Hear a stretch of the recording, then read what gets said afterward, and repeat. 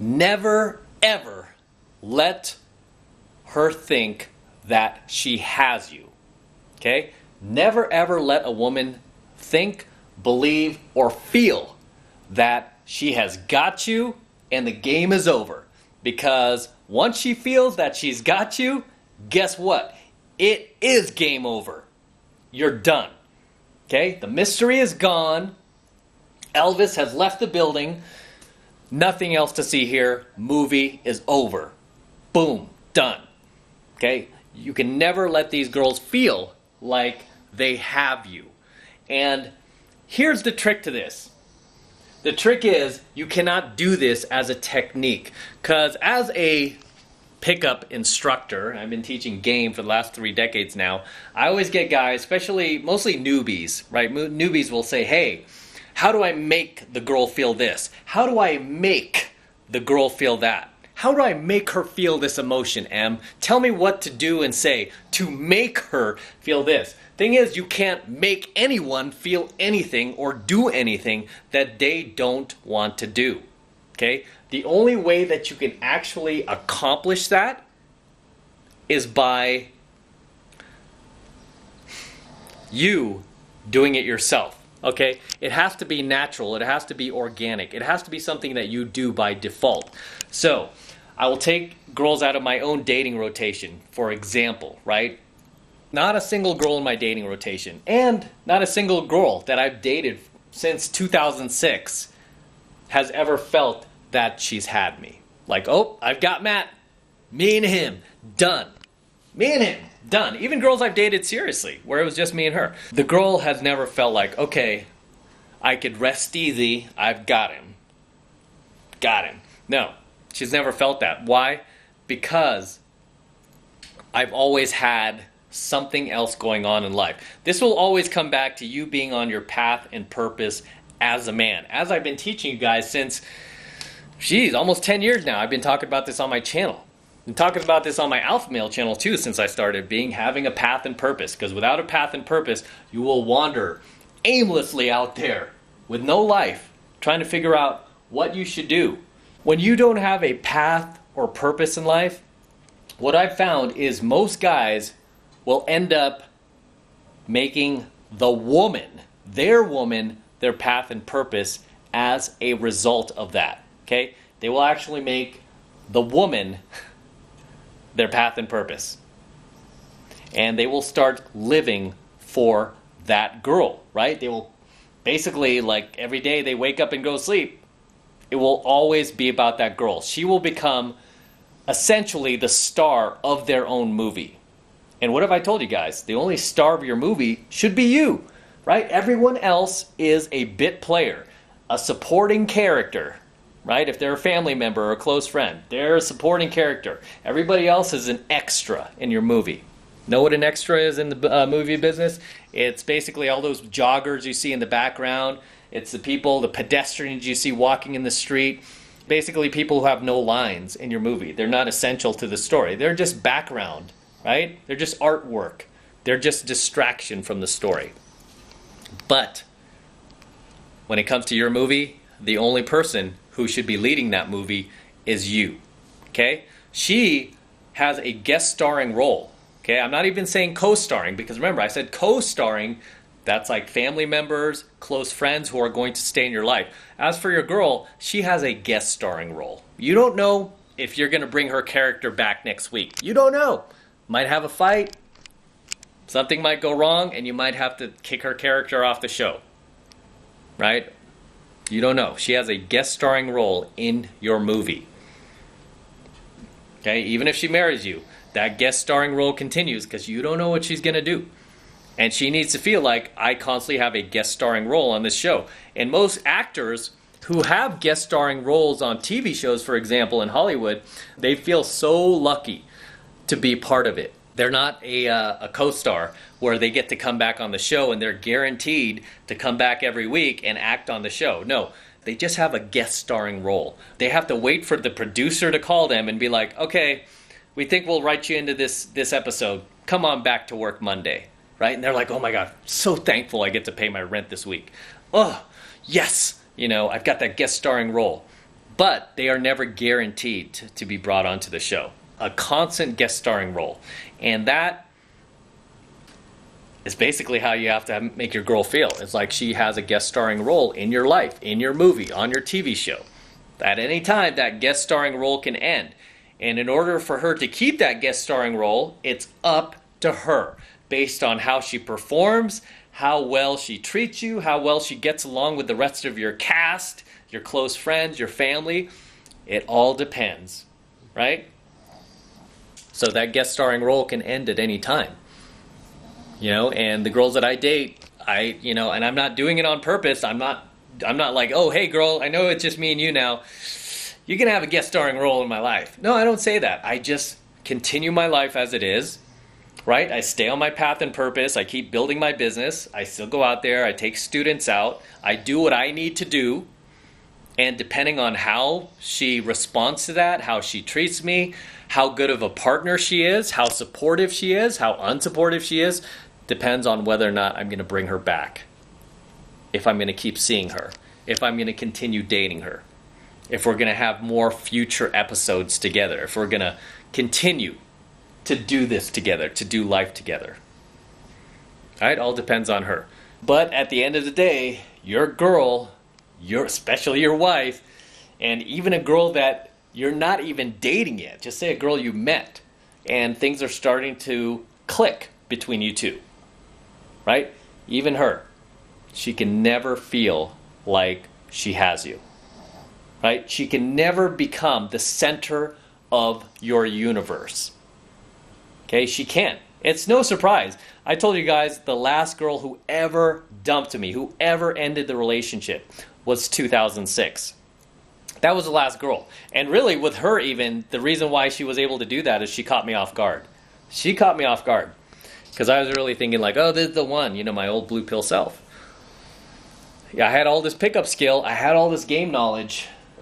But I was missing some of those core red pill fundamentals that I now teach you about, that I've learned very quickly back in 2006. Same lessons I'm still teaching today that have worked for me since 2006. Again, I have not been dumped by a single girl since 2006, where the girl literally called me up and ended the relationship. No, it was always me walking away. I'm like, oh, I'm kind of done with this, or I'm kind of over it, or at best, I've let it evaporate on its own, where I just kind of started pulling back slowly, which I preferred. That way there's not really any bad feelings, and then if I want to get in contact with a girl in the future I can.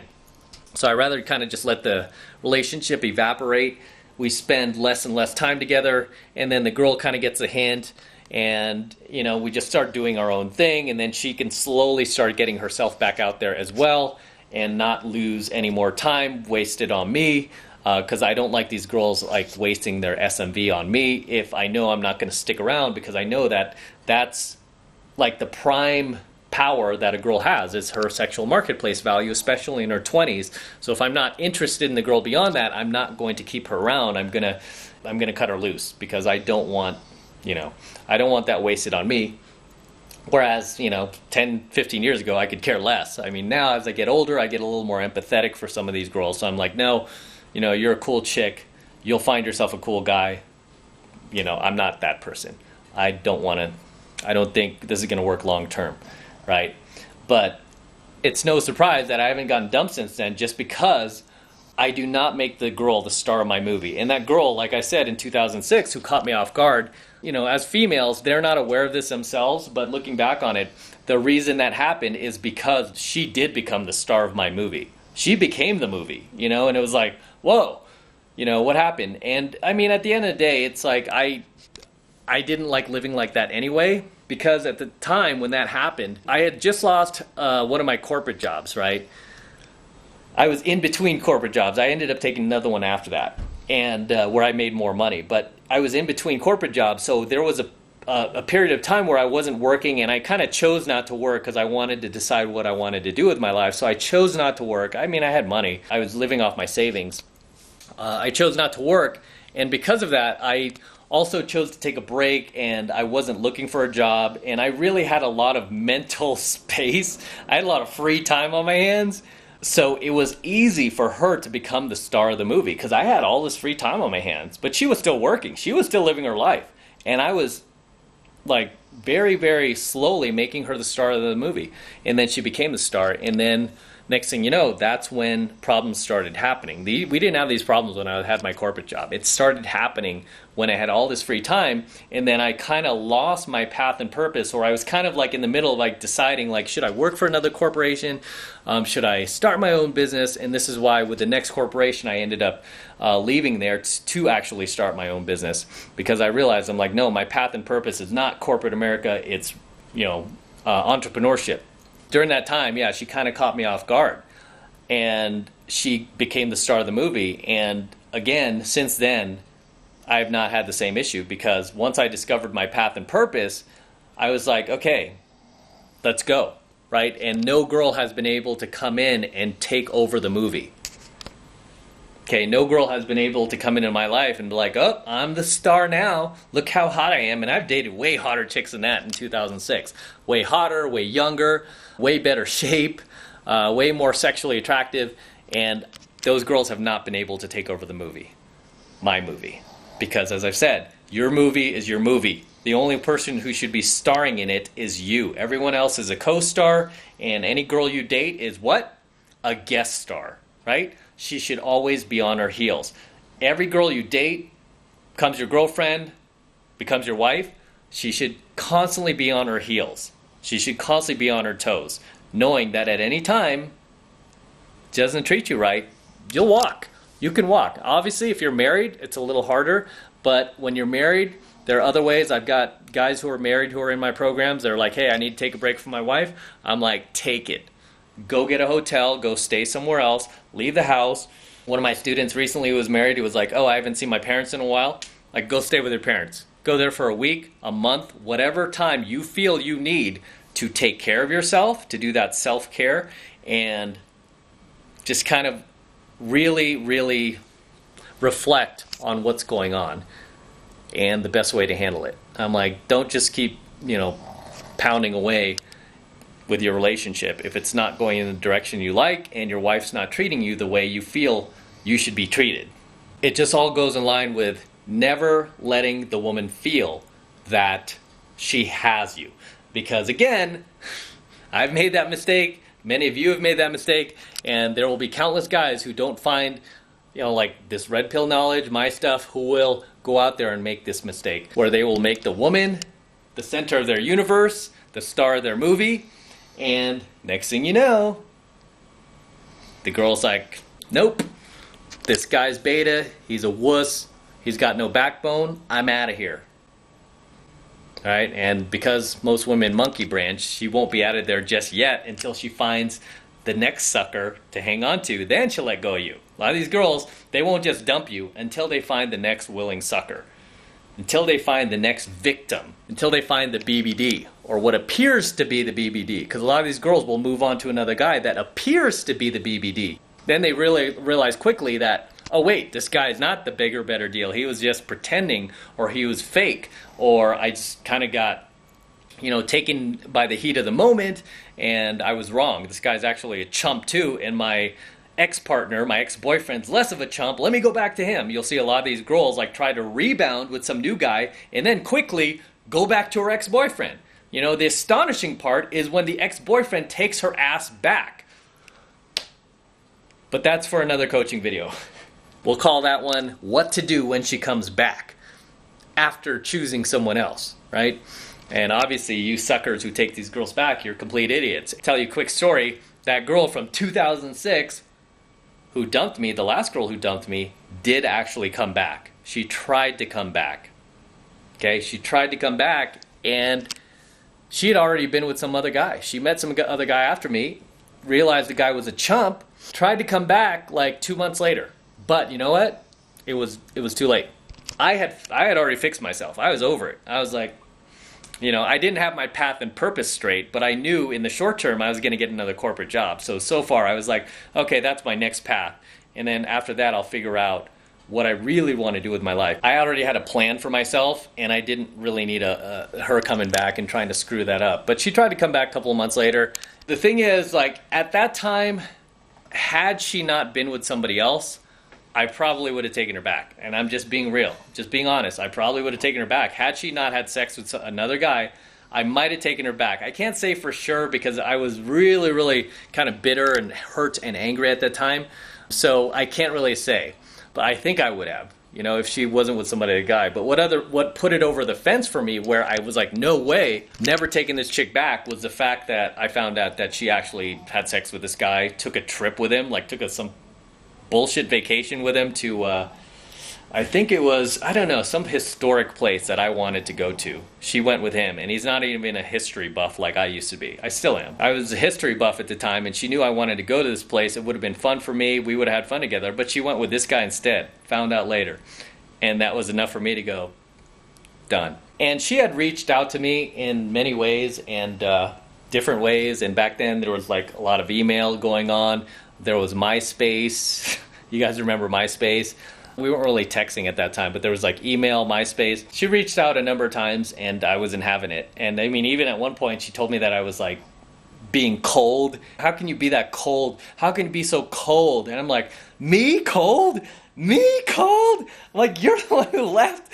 I'm like, me cold? You like banged some other dude, left me in the cold, ruined my summer. I was like, you went to this history place that I wanted to go to with this guy who doesn't even give a shit about history. I'm like, no, don't call me cold, girl. I wasn't having it, and I just never took her back, and she was really convinced, and all her friends were convinced that I was. All her friends were reassuring her, like, nope, Matt, he's just a little upset. He'll get over it, girl. He'll get over it. You guys be back together, live happily ever after. She was telling them things like, I'm never going to do this again. I'm so sorry I did this to him. I'm never going to do it again. I'm just going to dedicate myself to him. I don't know if she meant it. Maybe she did. Maybe she didn't. I don't care. I moved on.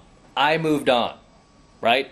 And during that time where I moved on, I found like the best wingman I ever could that I had ever had. Like I'd found like very talented pickup artist wingmen to game with, and we just took over the world. We went gaming everywhere during that time, and I was meeting and closing like so many hot, beautiful, younger women.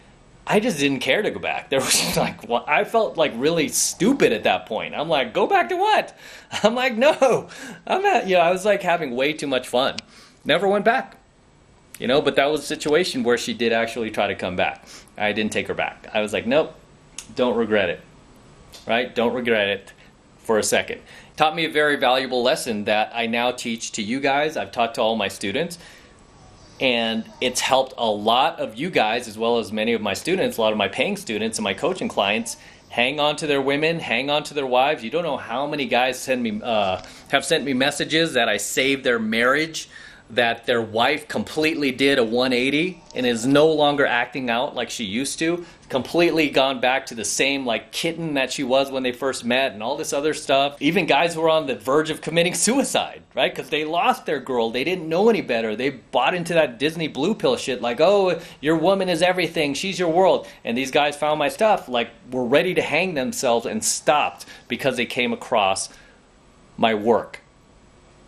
Okay, that's how valuable this stuff is. And this is hands down probably one of the most powerful lessons that I learned from that 2006 relationship, which is why I harp on it a lot, because so much value came out of it from me not going back. I learned so much and I grew so much and I became 1,000 times better version of myself than I ever had been and that I ever thought was possible because I did not go back to the safety and comfort of that relationship. Even when she was promising not to ever do it again and like, oh, it's just going to be me and you from now on. I swear it's the dumbest thing I've ever done. And it's like, it's too late. It's too late. The biggest lesson that came out of that is she can never feel like she has you. And that was the last girl that really at that point, she felt like she had me. And she became basically the center of my own universe. And like, that should never happen. Right? So this is why I tell you guys, the girl can never feel like she has you, and you can never make her the center, like your ecosystem, like the center of your happiness. She can never become that. And the reason why I'm really pounding this into your heads is because you are getting daily indoctrination from the blue pill matrix out there. You're getting daily indoctrination telling you otherwise, trying to shame you if you do otherwise, right? trying to tell you that you're no man if you don't make the girl the center of your world. If you don't make her like your everything, your entire being. This is why I have to bang these type of coaching lessons into your heads, guys, because every time you flip on your TV, every time you watch a Star Wars movie or anything like that that's come out in the last, decade or so, it's all telling you otherwise. It's all trying to make you believe that you could be this blue pill simp and the girl will love you forever. And I'm telling you different. I'm telling you based on my own personal experiences of not only dating these women, being in LTRs with these girls, but approaching tens of thousands of women over the last 3 decades. If you're going to learn red pill stuff, I'm probably the best guy to learn it from. And this is not to toot my own horn. It's because I'm actually living this stuff. Now, if you were to create a MGTOW channel and say the things that I'm saying, like a lot of these MGTOW guys do, a lot of them don't show their face. I understand that. A lot of these MGTOW guys who do these kind of coaching videos, immediately they'll be attacked for being an incel. Whereas when I do them, and I've heard this before from other MGTOWs, that it's way more credible. This is why I have a lot of support from the MGTOW community, because it's way more credible when it comes from me, because I'm an actual dating coach, and I completely admit I do pickup. I'm a pickup artist. I'm a pickup coach. I'm a pickup instructor, right? I take guys out in venues. I cold approach. I completely admit it. It's more credible when it comes from me because I'm actually experiencing this stuff. I actually do this stuff. There's loads of infields of me out there on the internet. There's loads of infields of me on my IG, on my Instagram. You can follow me at Matt Cross Official, right? So there's lots of evidence to back up that I am who I say I am, and plus I put my real face out there, right? I'm not behind a animated character or anything like that. I'm putting my real personality, my real face, my real identity out there and going, hey, this is who I am. And this is what I've experienced. And this is what is really happening. And the blue pill is bullshit, right? All that Disney stuff is BS. This is why I keep telling you guys, turn off your TV. Stop paying for their movies. Stop supporting their work. Stop supporting their bullcrap, right? Stop supporting it. And start supporting knowledge like this, okay? Knowledge that can actually help you and help other men and help transform the world and help change the world into what it should be. Not only help and transform yourself into the best version that you could be, while you're doing that, you're going to be help changing and transforming the world into the best version that it can be as well. Because right now, the world is not the best version that it can possibly be. I will say that flat out. The world is not the best version of itself that it can possibly be, because there is so much blue pill indoctrination being pumped into society daily, every single day. And you have to be red pill enough to see it and be like, nope, I'm shutting this off. I don't want to see it. I don't want to hear it. This is why I don't watch the news. I don't watch the media. I don't watch any of that stuff. I control what I watch.